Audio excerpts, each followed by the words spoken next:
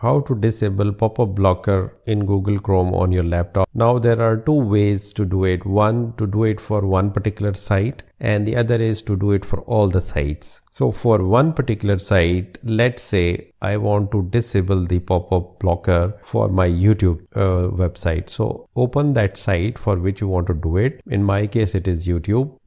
Just towards the left side of the address bar, you will see this lock icon. Just click on that and then click on the site settings.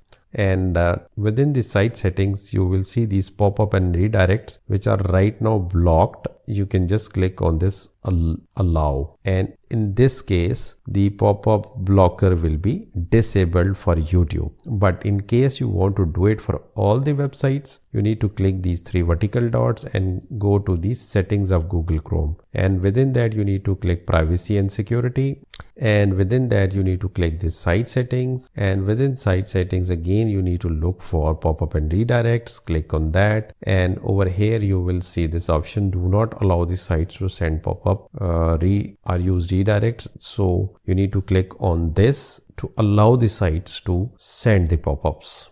That's how you can disable the pop-up blocker in Google Chrome on your laptop.